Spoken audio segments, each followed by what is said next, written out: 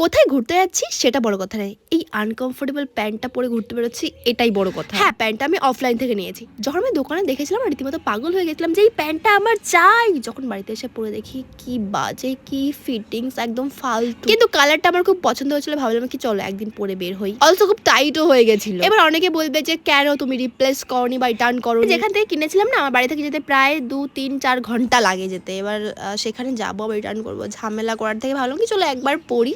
আর খুব একটা টাইট না, বাট খুব আনকমফোর্টেবল, মানে কেমন একটা বেশ একদম লোয়ার ওয়েস্ট জিন্সগুলো পড়তে আমার একদম। আর আজকে আমি পিন্টুকে নিয়ে বেরিয়েছিলাম, আমাদের জাস্ট একটা ঘোরার বাহানা চাই যে আজকে একটু ঘুরতে বেরোবো। জাস্ট আমি হুজুক সবসময় উঠাই যে আজকে ঘুরতে বেরোতে হবে পিন্টু, তো পিন্টু কোনোভাবে ম্যানেজ করে চলেই আসে। এই ব্যাপারগুলো খুব ভালো লাগে, তাই না? আর এদিকে দেখো আমার বয়সে কিছু বাচ্চাদের সাথে দেখা হয়ে গেছিলো কি ফালতু।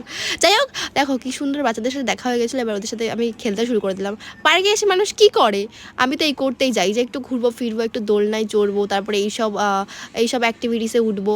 অ্যান্ড দেখো এখানে না আমি উঠেছি, একটা বাচ্চা আমার সাথে তালে তাল মেলাচ্ছে, এত জোরে জোরে লাফাচ্ছে এখানে, আমি তো উল্টে পড়েই যাচ্ছিলাম। বললাম যে ভাই তুই একটু দাঁড়া ভাই, আমি নেমেই তারপরে তুই করিস, কিন্তু শুনলোই না। তারপর দেখো আমরা সাইকেলে উঠলাম, কিন্তু সাইকেলটা এতটা ছোটো ছিল যে আমার পাটা আটকাচ্ছিলই না, আমার মানে হাঁটুতে খুব লাগছিলো, এই জন্য আমি পা ছেড়ে বসে রয়েছি, ভাই বোনগুলো ঘোরাচ্ছিল। সো যাই হোক, তারপরে একটা এরকম রোলার বা কিছুতে একটা উঠেছি, সেটাতে উঠে না আমি উল্টো ঘোরাচ্ছি, মানে আমার মাথায় কাজ করছিল ওটা, আমি বুঝতে পারছি না কোন দিকে ঘোরাই। আমি বললাম কি এইদিকে পরে ঠিকঠাক দেখলাম যে পরে না ওটা উল্টো।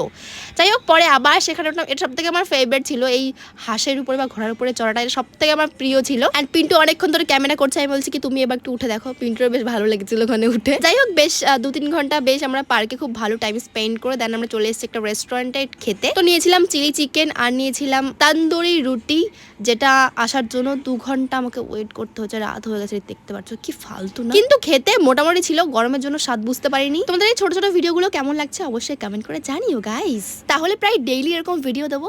By the way, thanks for watching.